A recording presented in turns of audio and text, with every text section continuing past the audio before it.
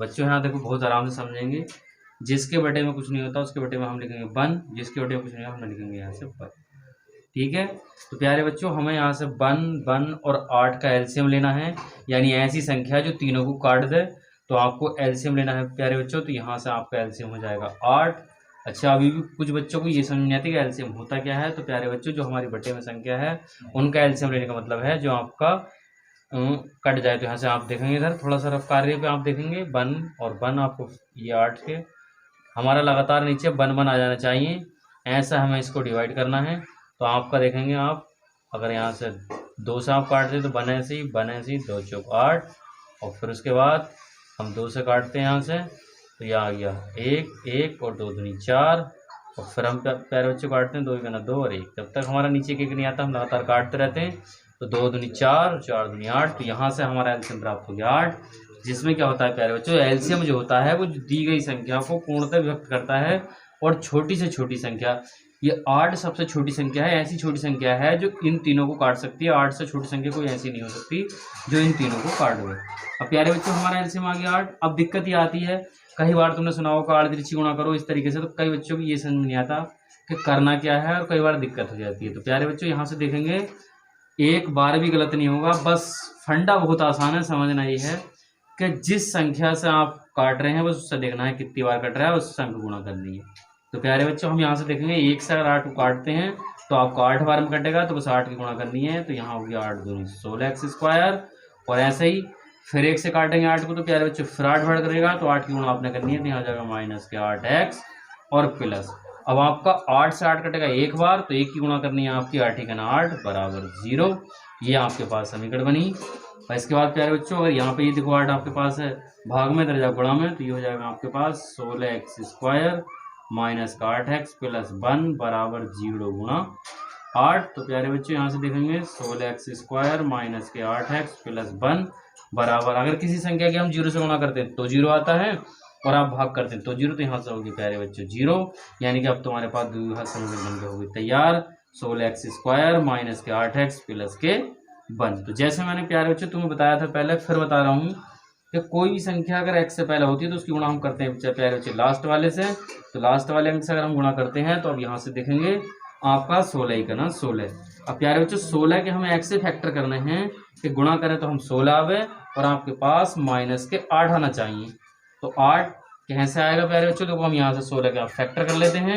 16 का फैक्टर करेंगे, 2 से फैक्टर कर लो, 2 चौक 8, और फिर आप करेंगे प्यारे बच्चों 2 से, 2 चौक 8 यहाँ पे, और ये हो गया 2 दूनी 4 और 2 1 2। तो प्यारे बच्चों यहाँ से तुम्हारे पास हो गया 2 दूनी 4 और 2 दूनी 4। अगर आप यहाँ से गुणा करते हो तो यहाँ हो गया 4 चौक 16, और 4 को जोड़ोगे तो आपका हो जाएगा -8। देखो यहाँ पे प्यारे बच्चे ये हो गया आपका दिया हुआ 16x² यानी कि -4x और -4x और +1 = 0। प्यारे बच्चे देखो यहाँ से हम गुणा करते हैं तो 4 चौक 16 हो गया, और माइनस माइनस के हमारे जुड़ जाते हैं और उत्तर माइनस में आया, तो 4 और 4 को जोड़ोगे तो यहाँ से हो जाएगा -8। तो जिससे हमारा हमें गुणा करने पर लाना था यहाँ 16, और जोड़ने पर या घटाने पर लाना था 8, और जिससे हमारा -8, तो हमारे पास यहाँ 4 चौक 16 और 4 और 4 को जोड़ोगे तो यहाँ हो जाएगा -8। तो प्यारे बच्चे अब यहाँ से देखेंगे, यहाँ से मैंने ले लिया 4x कॉमन, और मैंने तुमसे कई बार बताया था बच्चे परेशान हो जाते हैं कि ये आया कैसे। तो जो चीज़ कॉमन लेते हैं तो उसका मतलब प्यारे बच्चे हम उससे भाग कर रहे हैं। अब यहाँ से देखेंगे आप 4 से 16 कितने बार कटेगा, 4 बार। अब एक x आपने कॉमन ले लिया तो यहाँ से बचा 1x, और प्यारे बच्चों 4x से 4x को भाग देंगे तो यहाँ से बचेगा 1।